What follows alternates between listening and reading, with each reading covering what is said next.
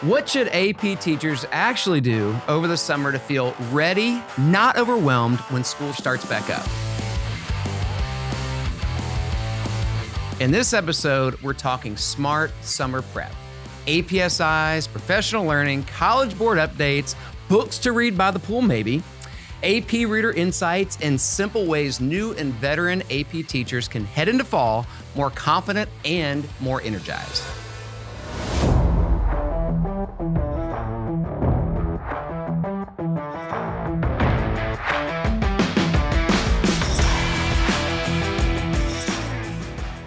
Today, we're diving into what I like to call Teacher Summer Camp, or at least the best ways to invest in your craft over the summer without burning yourself out. I've got my amazing producer, Megan Blessing, with me today. And as always, she's going to keep me on track and probably jump in with a few questions. As a reminder, if you like what you're hearing, hit that subscribe button. We've been hearing from so many of you in the educational community lately, and you're sharing your guest ideas, your suggested topics. And with season 3 right around the corner, the timing could not be any better. So keep it up, folks. We really appreciate it. Right, Megan? We sure do. Absolutely. So, little quick thing. When I told my beautiful bride that I was doing this podcast, and she's a current secondary administrator, she was not very convinced it was a good idea. Why? Because she thought I was just going to tell AP teachers or teachers in general they had to work all over the summer. No. Absolutely not. So we are not going to do that. I convinced her over a period of 15 minutes as we were walking the dogs that I am not here to make AP teachers work all summer.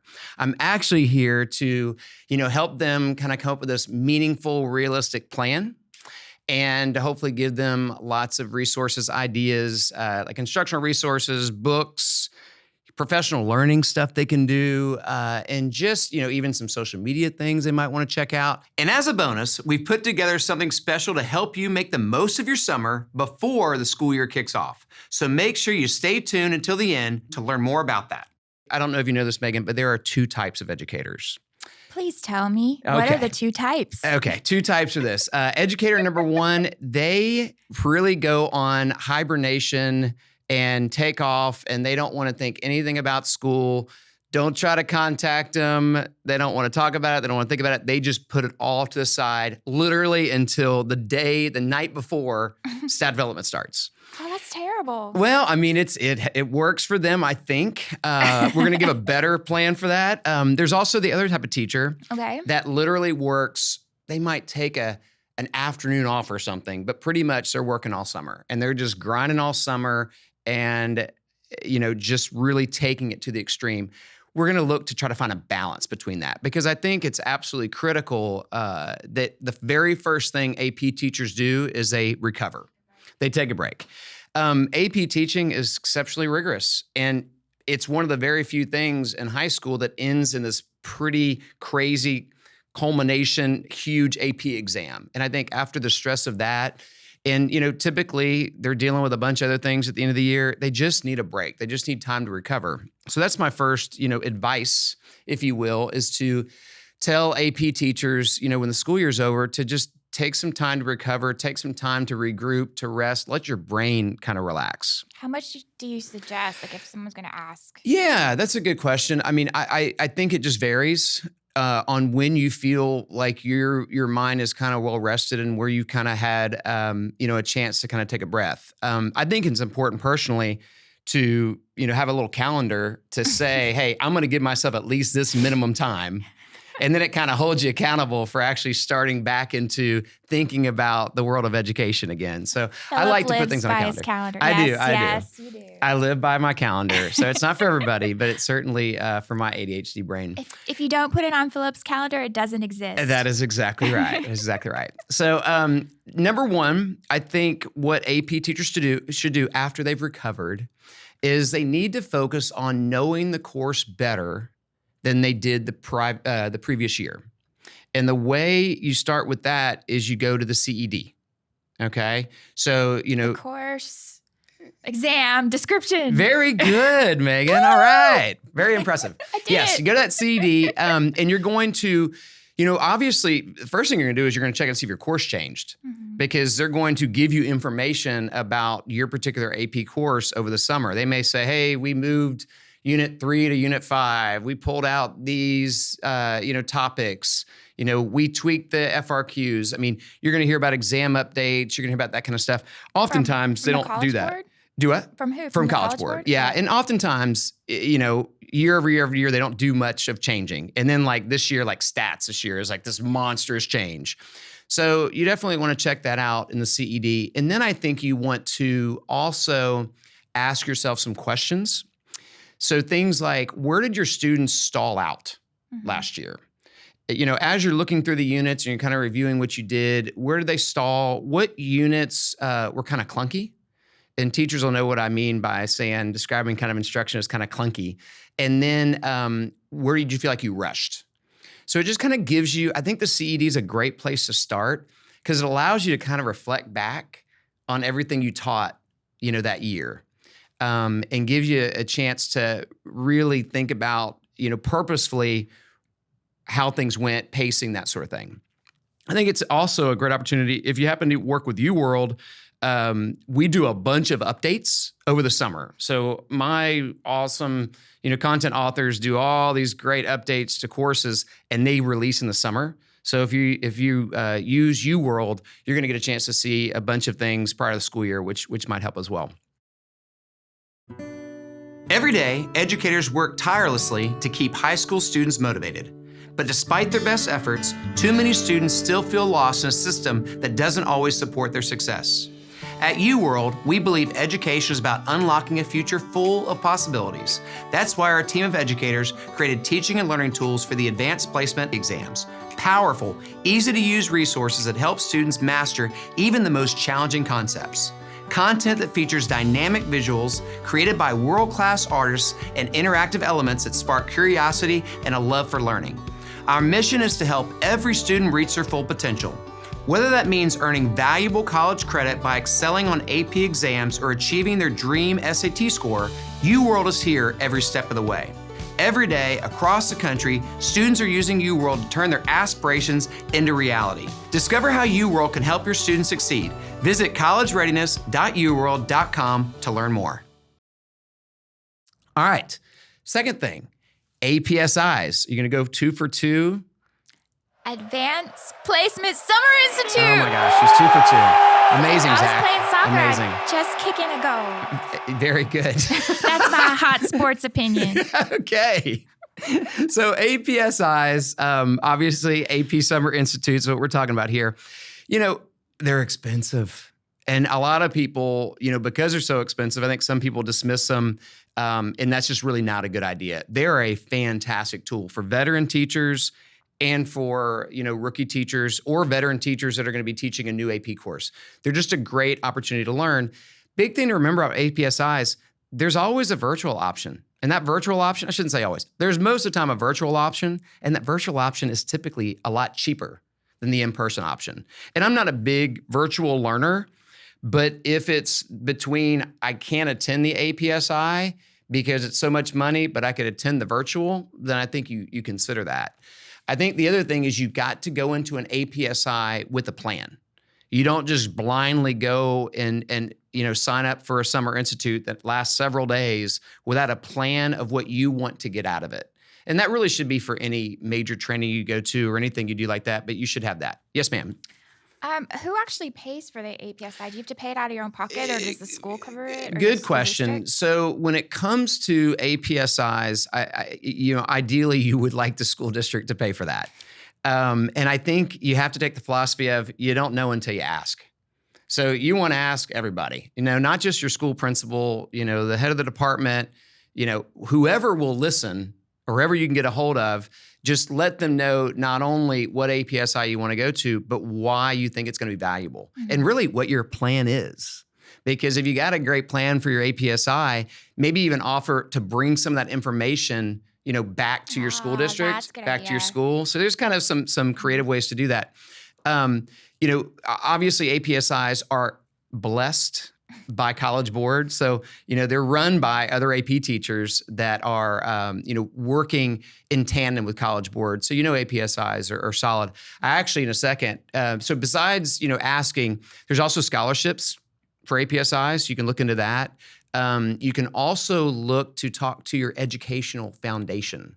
So a lot of school districts have educational foundations, and these are community members that support school districts, and they oftentimes are looking to spend money, and they love to spend money, in support of teachers because they've got money and they've raised money through their educational foundation, and they want to spend money on great, meaningful things. They just are looking for that opportunity. How do you find your educational foundation? You can talk to somebody in your district, talk to the admin, and they can help you with that. And then, like I said, consider the virtual option. Also, if you have to pay for an APSI yourself, and I don't think that's a horrible idea, specifically if you have the funds to do that, it can also count as towards grad school. So they can actually equate to, graduate hours. Typically, APSIs are, held at universities. And so there's just like this nice synergy, when it comes to, getting grad credit. I have not been to, obviously, all these APSIs I'm about to mention, but I did do a lot of research for the podcast to try to find out what people were saying about them, and some really good APSIs to attend. In Texas, you want to come down to Texas, Rice University has offered the same APSI for like 30 years. It's huge. It's awesome. It gets incredible, feedback. I've been to the TCU APSI at TCU. That's an outstanding one. It's been around for a long time. They also do another one at UT Austin. Woo, hook 'em horns. Hook 'em horns, exactly. If you live in a different region of the country, live up north, Northwestern, they have an incredible one. It is known for being an incredible virtual APSI. They just had that down. They just must have something down. I just read comment after comment about how good it was from a virtual standpoint. Wow. Yeah, I mean, it's challenging to do that, but they obviously do a good job. Gosher University. Gosher, Goucher. Gosher. I read a ton about this. It's in Maryland. It's in Maryland. It is supposedly an incredible APSI. Go do your research, but it is PBL centered, project-based learning centered. Okay. So if you're a big PBL teacher and you love that, it's supposedly the best place in the country, APSI wise, to align with your PBL stuff. And then one I'd always wanted to go to, have not had the privilege, but I've talked to people who went, AP by the Sea. Doesn't that sound lovely? AP by the Sea.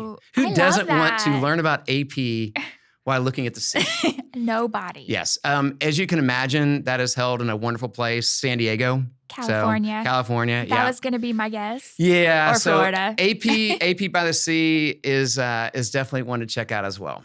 So, all right. So that's the APSI stuff. Next thing I want to talk about is a little known fact that College Board actually has professional learning opportunities that don't cost an arm and a leg. Okay. They're actually very reasonable. They've got two main things. They've got online workshops. So it's kind of a bigger group. It's virtual. About 3 hours, is the duration of it. They're like $150 to $175.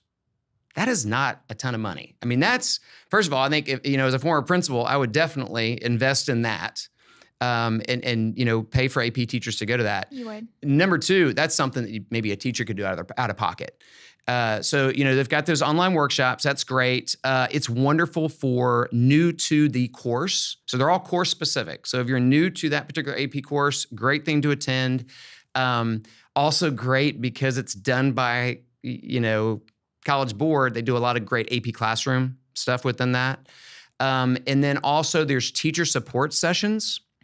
These are 2-hour trainings. They're more like 2-hour get together with 5 or 10 other great AP teachers and talk about content. So they're very instructionally centered. Go to AP Classroom or really go to the College Board website and check these out. These are things that I think that AP teachers don't know about. And if you can't go to an APSI and you don't have any great professional learning opportunities through your school district or through maybe your service center, maybe it's a really good option for you. All right, next thing is AP Reader. So being an AP reader is an amazing way to spend your summer. And it's the only thing I'm going to talk about where you're actually going to be making money. You can actually make money being an AP reader. College Board pays exceptionally well. You can do it virtually, you can do it in person. How do you qualify to be an AP reader? Well, first of all, you got to teach the course. You need to teach that actual course, which would make sense. And then you just apply. And the nice thing is once you are accepted as an AP reader, and you typically find out in June, then once you're kind of in that club and you're participating as an AP reader, oftentimes people do AP reader for a lot of years. And then they maybe become table leaders, all types of stuff. Yeah, we had a couple guests that we've had several AP reader guests, and they will sing the praises of being an AP reader from a content or from an FRQ standpoint. You just get really, really good at delivering instruction related to FRQs because you get really good at the rubric. And that was one of our last podcasts, a couple podcasts ago. We talked about FRQs if you want to learn more. Man, that is said like a true producer. Outstanding. Yes, if you want to go back and listen to old episodes, we love that because we do talk a lot about AP Reader stuff. That was good. All right, so that's the AP Reader stuff. Let's talk about books. Woo! But before, I have a trivia question for you, Megan. No. I did not sign I need to be up excited for about this. Here's a trivia question. What do educators call happy hour? What do educators call happy hour? Hapsy hour? That is the worst guess in the history of all guesses. I made Zach laugh. Yeah, you did make Zach laugh. I'm winning. So we don't call them hapsy hours. AP educators or educators in general typically call happy hour choir practice. Oh. Yes, choir practice. So they're going to choir practice. We're all going to choir practice. Therefore, we can talk about choir practice in the hallways. We can talk about choir practice in the cafeteria. We can talk about choir practice anywhere we want because we're talking about choir practice. And so I bring that up because I think about choir practice in the summer. And it might be you're in the pool. Hapsy hour. You're at APSI. APSI. You think about Hapsy hour. At APSI, you're at Hapsy hour. It exists. If you are wanting to read in the pool and have a wonderful frozen cocktail with a little umbrella in it, I'm about to give you some fantastic books to check out. So when you're on the beach and, everything is cool, relaxing, and you're having a fun choir practice beverage, here are some books for you to consider. All right, number one book, Make It Stick. Make It Stick is a fantastic book. You can find it, you can search it. It's an audiobook as well. It's been around for a while. It's ultimately how to learn and retain knowledge. And I think it's a wonderful thing for teachers to read, to understand how students learn and memorize information. It actually can help you learn and memorize information. So Make It Stick's number one. Second book, Teach Like a Champion. I think it's like on edition number 3. Teach Like a Champion's been around for a while as well. Teach Like a Champion, it's great. It is great for actual practical strategies, questioning strategies, classroom routines. It's just amazing for that purpose. So I can't say enough about Teach Like a Champion.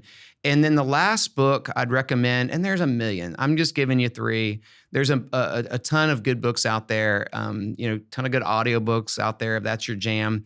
The Writing Revolution. This book is probably more important now than ever because students are struggling with writing. Mm-hmm. They're struggling with the writing process. They're struggling, forming sentences, capitalizing the word I. Oh, that drives me nuts. What is a comma? All kinds of things that high school students are struggling with when it comes to writing. But the Writing Revolution will actually help you insert writing instruction into your AP instruction. And the beauty of it is there's so much writing in AP courses. And if there's something to focus your summer professional learning on, it would be, writing. So I can't recommend that book any more than I am right now. We're going to include all these resources in a nice little link in the podcast. So we'll put something together. We'll talk about the APSIs. We'll talk about the books. And we're also going to talk about some social media stuff. Ooh. So desk scrolling is not what we're going to be talking about. We're actually be talking about, going to social media sites that could really benefit your AP classroom or you just instructionally and kind of build that community. And that would be, Facebook groups. You probably have heard of these. If you've not, I'm here to tell you, the AP community has some incredible Facebook groups. So even if you're not a big Facebook person, or Meta, they call it Meta now or Facebook? No, I still call it Facebook. I do too. That's I do weird. too. Meta is weird. Absolutely. So whatever you want to call it, Facebook groups of AP teachers are really, really helpful. And they talk about incredible things that benefit you in the classroom. And it's just a nice place to commiserate, if you will. But please understand, and this is a really good thing, they vet you. And they vet you big time. So they're not just going to let anybody just join their Facebook group. You're going to have to prove that you are who you say you are, that you're an AP teacher teaching that particular course. And they go through some things to make sure that they're letting somebody in that community who's going to bring value to that community. Does UWorld have one? We don't have a Facebook group. We don't have a Facebook group, but UWorld just started a subreddit. So if you're familiar with Reddit, really an incredible place to get lots of information. There's all kinds of interesting things on Reddit as well. But we just started a subreddit called High School Teaching. And we are building that community up. A bunch of wonderful AP teachers will contribute to that. You'll get questions, you'll get resources, you'll get all kinds of things. It's not to talk about UWorld. It's really just to allow teachers a community in Reddit. There's not really, as great as Facebook is with these AP, communities, Reddit doesn't really have one. We kind of saw as a need. So we're going to get that going. We actually just started kind of getting that going, and we hope that is going to be a really good resource as well. So it's a subreddit called High School Teaching. We'll link it below. We will link it below. Exactly. All right. So I think that covers all of these wonderful things. Hopefully I did my wife proud and she's, not going to listen to this and go, you just made them work all summer. That was not the goal. The goal was to, meaningful, realistic, plan for you over the summer. Just things for you to think about. We know AP teachers that you busted your tails this year and you need to recover. But then we also know how serious you take, supporting kids with AP instruction. And we know that, you're going to have some opportunities over the summer when your brain kind of rests and quiets down where you can learn some new stuff. So Megan, anything I left off? Any questions? I do have a couple questions for you. Okay, let's go. Okay, so for a teacher with very limited time, she's going to be busy all summer, doesn't have a lot of time to prep and plan. What would you suggest be the main thing that he or she focuses on? Yeah, if you've got a crazy schedule and, that probably rules out APSIs, that's a big commitment of time. Being an AP reader, big commitment of time. Consider some of those professional learning opportunities for College Board. There's just, 2 hours, 3 hours. Those are great. I think the books, I think, as educators, we're all readers and we're all trying to consume more information. And reading's so great because you can do it anywhere and you can also do it at your own pace. So I would say that. And then, if you're into social media, I would say joining those groups are good as well. Okay. So what if you're a veteran teacher and you've already been to an APSI, you've done all the PD? What are some ways you could still increase your skills? I mean, you definitely, as a veteran teacher, need to make sure you can check that box of being an AP reader. You need to check that box. And if you're like, I've been an AP reader, great. How about you be an AP table leader? So now you've done the AP reading thing. You feel like you've got great experience there. Well, now let's build your network. Let's build your skills. And let's become a table leader. And a table leader basically just supervises AP readers. And then, if you're a veteran teacher and you've been teaching a course, look for ways to build your network and help other AP teachers. If I'm a veteran AP teacher, I want to pay it forward. And I want to go and find, maybe that new AP teacher who's teaching AP calculus at such and such high school across town because there's no other AP calculus teachers in her school or in his school. And so I think trying to give back to the AP community in that way as a veteran teacher is huge. I think, we didn't mention it, but a lot of AP teachers suffer alone.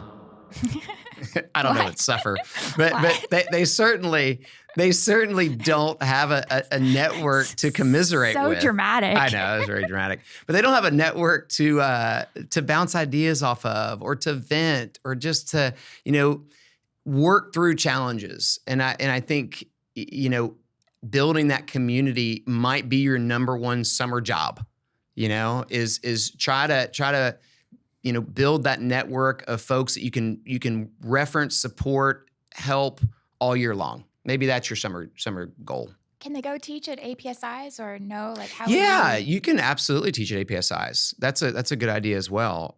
You can contact them and definitely hook yourself up with them and start contributing in that way too. Okay. And that's a paid position as well. You're teaching APSIs. Yeah, you get the big bucks doing that. Actually, not really, but you get money. Any money is good money. Yes. Pays for choir practice. Hapsy hour. I'm going to make it happen. Spread it around, AP teachers. Let's make it happen. Okay. What trends or changes in AP courses should teachers be on the lookout for this summer? Yeah, good. Really good. The sciences, bio, chem, big changes. Obviously pay attention to stats, big changes there as well. I think those are the ones kind of off the top of my head that I would really be mindful of. There's some minor changes in a few of the others, but those are the three big ones I can think of. Okay. That's all I got. Okay. Well, to everybody listening and watching, thank you so much. We greatly appreciate you. We appreciate Zach for making all this happen. Thank you, Megan, for producing this. This was the last episode of season 2. Like I said in the beginning, we are super pumped about season 3. If you've got folks that are dying to be on the podcast, or you're dying to be on the podcast and you've got a story to tell, or you've got a great thing to offer the AP community, let us know. We want to hear from you. We're certainly into, working with you. That'd be exciting for us. We actually all read our messages. We do. We do read the messages. Yes. We actually, go into the comments. You filter them well and send me the ones the ones to read. So thank you, Megan, for reading the messages. You're welcome. That's what I'm here for. Absolutely. Absolutely. All right, folks. Well, hey, go have a wonderful end of the school year. If you're already into the summer, I hope you're having a fantastic summer. And ultimately, keep on pushing yourself and doing hard things because, Megan, life begins at the edge of your comfort zone. Oh, well said. Life does begin at the edge of your comfort zone. I said it right? You did say it right. Nice going. Yes. Nice going. Making up things and also quoting things correctly. All right, folks, have a great day. We really appreciate you. Thanks for tuning in. Bye, everyone. For all my teachers out there, summer is the perfect time to level up on your AP classroom. And we've put together everything you need to do just that. Everything we covered in today's episode is captured in our free AP Teacher Summer Playbook, so you can reference it all season long. Make sure you check out the link in the description to grab your free copy. The opinions expressed by our guests and hosts are their own and do not necessarily reflect the views from Classroom to Campus, UWorld, or its affiliates. You can find us on Spotify, Apple, YouTube, or wherever you get your podcasts. Please remember to subscribe and leave a 5-star rating. That really helps us out. Thank you so much.